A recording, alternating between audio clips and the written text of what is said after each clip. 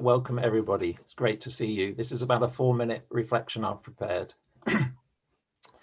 God loves variety and diversity. The snow that's fallen in some parts of the UK in recent days reminds me that in a handful of snow, there are several millions of unique snowflakes. Not one of them is like any of the others. And God clearly likes that kind of variety in people too. Take the gallery of faces that you see on this call as an example. None of them are alike, and all of them represent a unique and complex person. This is reflected in some of the most beautiful poetry in the Psalms. In one of them, we read these words: "You have created my inmost being. You knit me together in my mother's womb. I praise you because I am fearfully and wonderfully made." So apparently, even our tiny fingerprints were put together by God, and their uniqueness reflects with what complexity and uniqueness God has made us as people. It all suggests that none of us are here by accident. God has a purpose for your life and mine that God has not given to anyone else. We each have a unique calling to fulfill, however limited we might think are our circumstances or our giftings. And someone who understood this with great clarity is the 19th century theologian John Henry Newman. When he decided to change the church denomination he belonged to, he lost almost all his friends, and his sister never spoke to him again. But he wrote these words: "God has created me to do some definite service. He has committed some work to me which he has not committed to any other. I have my mission. I may never know what it is perfectly in this life, but I shall be told it in the next. He has not created me for naught. I shall do good. I shall do his work. Therefore, I will trust him. If I am in sickness, my sickness may serve him. In perplexity, my perplexity may serve him. If I am in sorrow, my sorrow may serve him. He does nothing in vain. He may prolong my life, he may shorten it. He knows what he is about. He may take away my friends, he may throw me among strangers. He may make me feel desolate. Still, he knows what he is about." So to sum up in my own words, you are God's idea. God has personally and purposefully designed you. And God wants you to be uniquely you. For that is the you that God wants to offer to the world. Now, if that's true about each one of us, it's also true about everyone we interact with in life. So what implications does this have for the way we treat them in the performance-driven context of the contemporary workplace? That's the bigger picture question that we're setting for ourselves at Faith in Business for 2021. It's the bigger question that's behind this Faith in Business Monthly and some of the others that we're holding this year. To revert to the analogy of snow, we may see snow just as snow, but how would our perspective and our management of others change if we were due to give due regard to the fact that every snowflake is different? What would this mean for the purpose of business? What would it mean for the way I lead business. Thank you. Back to you, John. Peter, thank you for those very insightful and powerful words to start us off. And I think without any ado, I'd just like to ask Jeanette, who's currently a director at the Cambridge Science Park, to introduce herself and to lead us into her talk. And then we're going to move into a Q&A after that. Jeanette, welcome. Thank you so much for making time to be with us today. Thank you very much indeed. Hopefully you can all see my first slide. John, maybe you could give me a thumbs up. Yep, perfect. So I'd like to start by thanking the team at Faith in Business for inviting me to share my thoughts on sentiment in business. Oh, I've already encountered a slight problem in that my slides are not moving on, so please just bear with me. Oh, so there might be a slight delay. So unlike the notice that went out that said I had retired as director of the Cambridge Science Park, that isn't actually true. So I do spend 4 days a week now running the Science Park. If you're not familiar with it, it is a 152-acre estate to the north of Cambridge, owned by Trinity College. We have about 130 companies employing 7,000 people, and I see my mission as the director of the park to help the companies on the park build a better world for everyone. Now, before we jump into the issue of sentiment in business, I wanted to put that in context by looking at the purpose of business, particularly from a secular point of view. And based on my experience of working in the science and technology sector, it's really about driving shareholder value. It's about creating value for business owners and for investors, and achieving that through increasing revenues, operating robust cost management systems, generating profit, and doing that in the context of a globally competitive environment. So getting your product or service to market ahead of your competitors at a price that the market will bear. And clearly in science and technology, everything is based on innovation. Now, a lot of people I talk to think that the Darwinian theory is around the survival of the fittest. It's actually about the survival of those who are best able to adapt to changing environments. And we've certainly seen this in the COVID era, where a lot of businesses have had to pivot and change their business plans and strategy. Coupled with that is and now, sorry, I do apologize that my slides don't seem to be moving.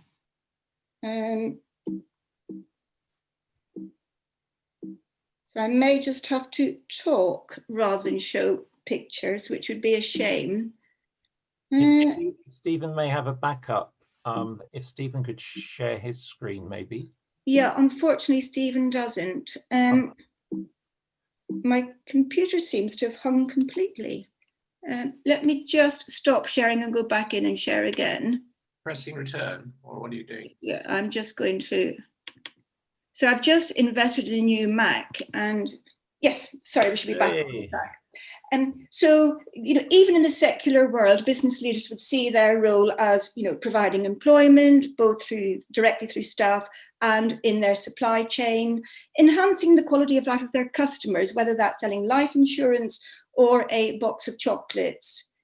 Looking now at the purpose of business from a Christian point of view, one could argue that as Christians, businesses are simply a channel for dispensing God's love to others, giving us as Christians that opportunity to share God's love. So businesses are about relationships rather than pure transactions.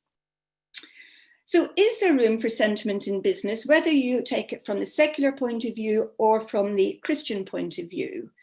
Well, first of all, I think we need to understand what we mean by sentiment. And I've just thrown up some definitions that came up when I did a Google search. And you'll see that the prominent word is very much around feeling. It's around emotion. The fourth bullet point here states a personal belief or judgment that is not founded on proof or certainty. You know, if I suggested that to companies on the science park, they'd run a mile, because of course, science and technology companies is all about data, it's all about evidence, it's all about proof. And sentiment can, of course, be either negative or positive.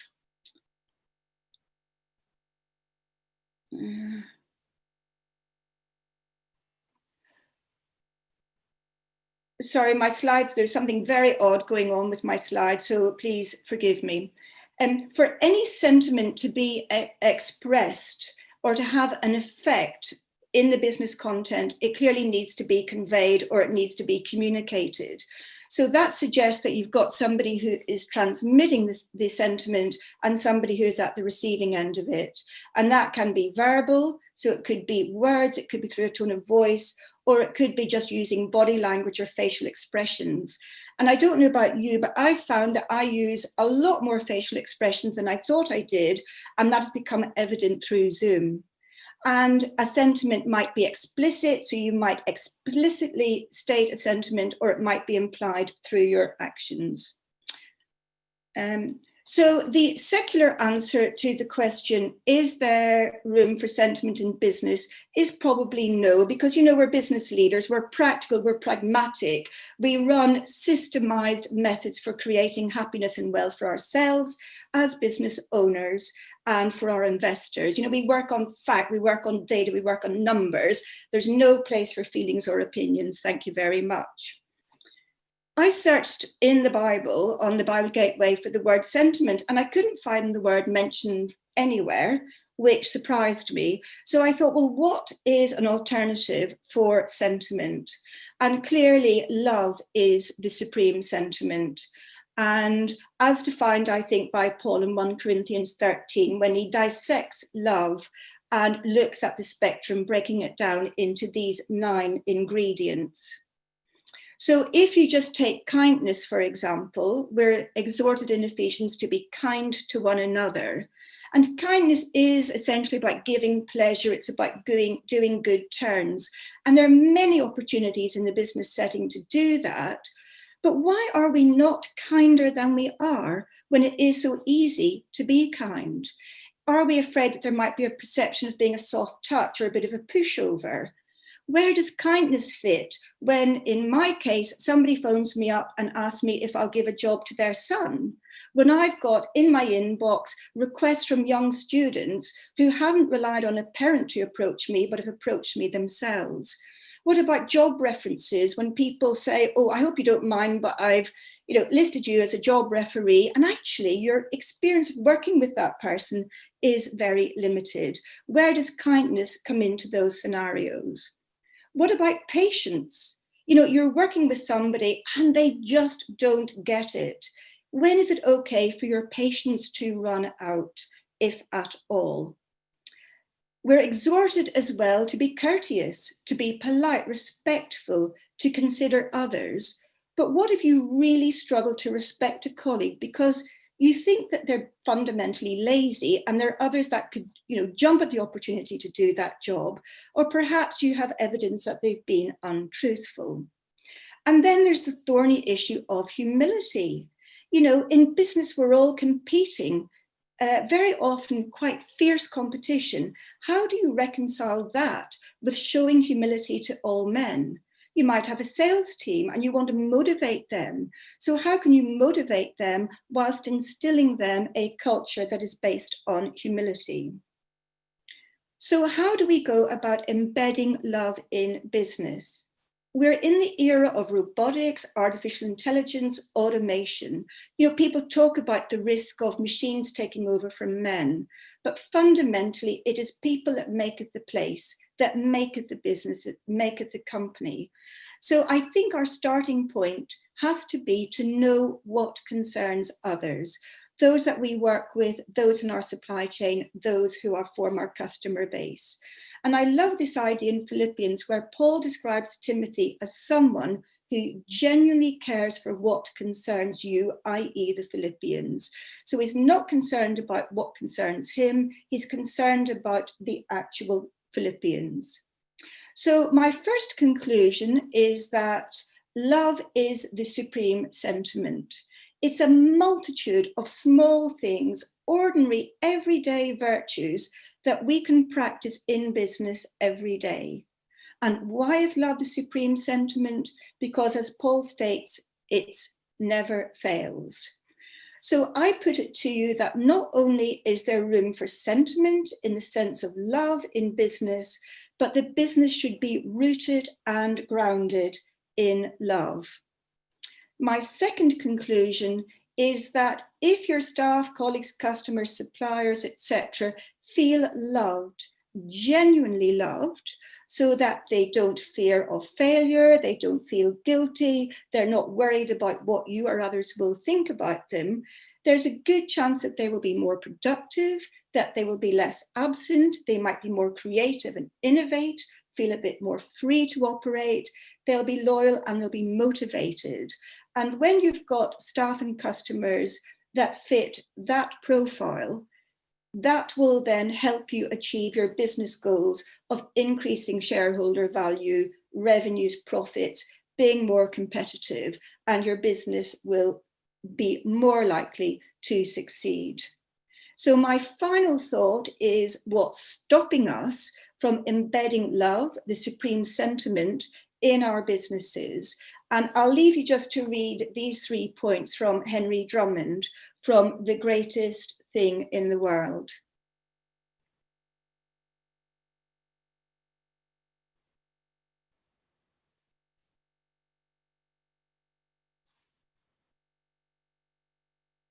And I'll stop there in the hope that that has given us some ideas for the discussion that we're about to have. Thank you very much for listening. Thanks very much, Jeanette. Thanks very much on behalf of all of us for those great words. We've already started seeing some questions come in, actually, so I'm going to point one to you straight away. One from the very beginning, actually, from Susan Halliday, says, I guess a question I already have is, does the relational perspective add to the shareholder value purpose or replace it? So what do you think? Add or replace?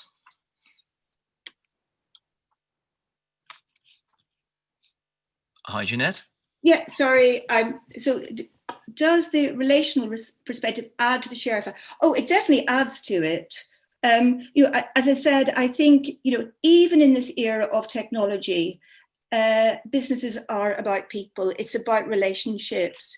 And whether you're dealing with customers, suppliers, colleagues, it's that relationship which is absolutely key. And actually, it worries me in the current era where children are being brought up to use text messages, to use technology as a means of communication, that in the future we may lose our ability to really interact at a level that we were able to do in the past by using the phone, and that we will lose that ability and businesses will be worse off in the future as a result of that.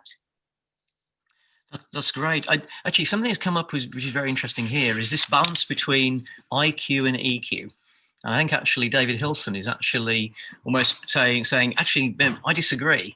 Actually, as business people, emotional intelligence is something that is now increasingly demanded as we're managing people and managing complex people situations. So how do you see this balance between IQ and EQ, and how have you encountered that in the people you deal with, particularly in a scientific environment like the Science Park? So ironically, it was on a trip to China a few years ago where I first heard this whole concept about emotional intelligence. It was a speaker of a very large corporation in China. And it actually shocked me because that was probably the last place that I would have thought that people were talking about emotions. I think that they would have had, that more secular transactional view of business. There's also the whole concept about analysing sentiment in business through looking at Twitter, looking at Google reviews, etc., and all these algorithms that can work through those and tell you how people perceive your business. So there's a role certainly for emotional intelligence as much, I think, now as IQ as we know it. And actually, that's just building on that. Actually, there's a load of questions coming in now. Actually, but don't worry, don't be distracted by that. I'll try and point them towards you. There's a whole discussion going on here. You raised love very quickly as part of sentiment, as an expression of sentiment, and also as an expression of EQ that you just discussed. But some people find the word love in a business environment actually quite tricky. What's being suggested, for instance, by Val is care.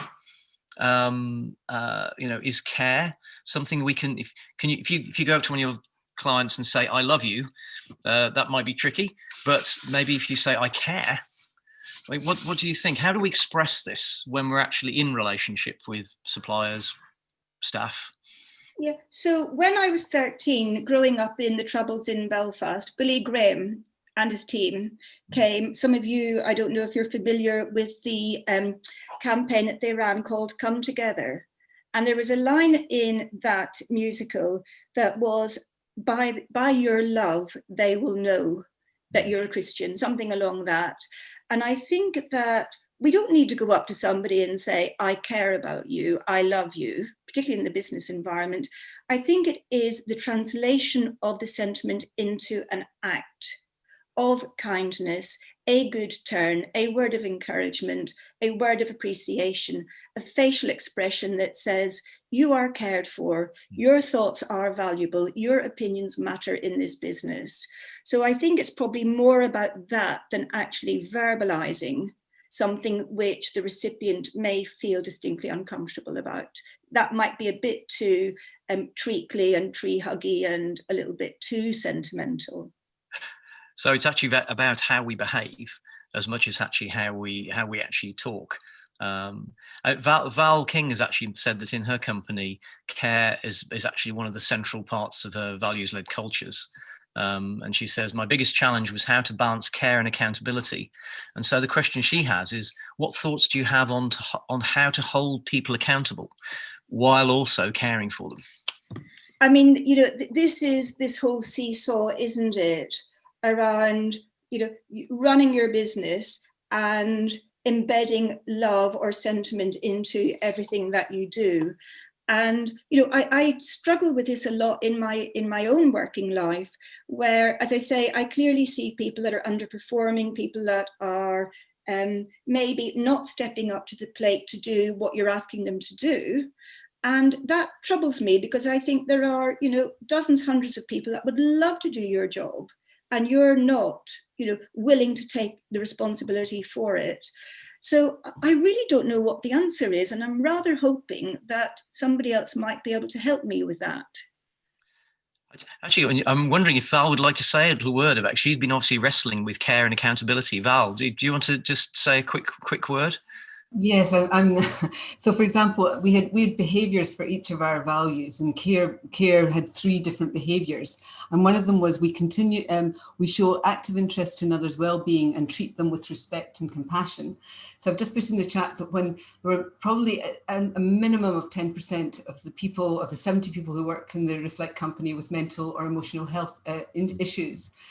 So when you know that someone is going through that, but they're still massively underperforming, how long can you let them underperform for? And then when you tackle them with their underperformance, you can't just ignore it, but you know that it might spin them into even more mental health issues. And I suppose that was my biggest, or even if they're having troubles at home or a divorce or something, it's, they're letting their colleagues down, but at the same time, you still got to hold them accountable. So I guess that was my biggest challenge. And accountability was also in our integrity value. We hold ourselves and each other accountable. But I think this is just that care and accountability for me was the biggest challenge in terms of effectively managing people and leading people. Any thoughts? Yeah, we have a human resources special interest group on the Science Park. We provide a platform for HR managers to come together and to talk about the issues that most affect them and to share best practice and contacts, etc. And mental health issues are really a priority, particularly in COVID. And people underperforming because their working conditions at home may not be optimum, etc. You mentioned divorce, relationships, financial worries, etc. One of the things that we also do is that we run a listening ear service. So we have an independent minister from a local church who comes into the park once a week, and people can book an appointment with him just to talk, just to offload. He doesn't judge them, he doesn't know them, because I think one of the issues when you're in a business is that people fear you're going to judge them because you know them. Whereas this man doesn't know anything about them, and that actually has proven to be quite helpful to people. Now, it doesn't address the issue of accountability, but sometimes just talking to a stranger in a business setting can be helpful. It's interesting. I came across a situation once where actually, if we'd have carried on not dealing with somebody's underperformance, the problems are actually underpinning their problems would have never really been tackled, and they would have continued actually suffering. So actually responsibility for that individual and tackling that was actually as long as it's done in a compassionate way, not in a judgmental way, was a great example of love and care, and also helped their colleagues and helped the whole team. So, quick, just slight pivot. There's a really interesting question or comment, and it'd be great to see how you respond to it. It says here, it's from Hugh Lee, saying, I don't see a conflict between love and running a good business, but there can be a conflict between love and a quick profit. The question is, how do we work out what the loving thing is to do in a particular business situation? So sustainability and quick profits, is that something that you'd like to maybe make comment on? Well, I can absolutely state that for the companies on the science park, making a quick profit is, it's not on their agenda. So these companies are in it for the long haul. They're looking at, in long-term investments, long-term programs of research and development. The only company, and this is really interesting, because I was sitting in a meeting with two companies from the science park. One's is a games developer.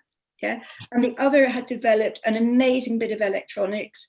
And the woman from the games company said, oh, we make a lot of profit at Christmas because people that buy our games pay extra to transform their characters by buying a Santa hat for them. And this poor guy sitting next to her that was struggling to get investment for his electronics business turned around to me and said, do you know what, I'm in the wrong business. I should be developing games and making money from Santa hats. So I think profit is a component of purpose, as Richard has written, but if we're not profitable, how will our businesses survive? I think that's a great, actually, maybe that's a great way we pause at the moment and move into having some discussions in groups, because in smaller groups, we're seeing huge amounts of comment. I think people are dying to have a chat about this now, because you've whet our appetites with a fantastic presentation. I think, as you said, profit is necessary to survive, and it's a measure of success in our world. But love and care, as you said, should underpin all the actions we have, because not just because we're Christians, but because caring and loving in the sense of caritas is actually good for sustainable business.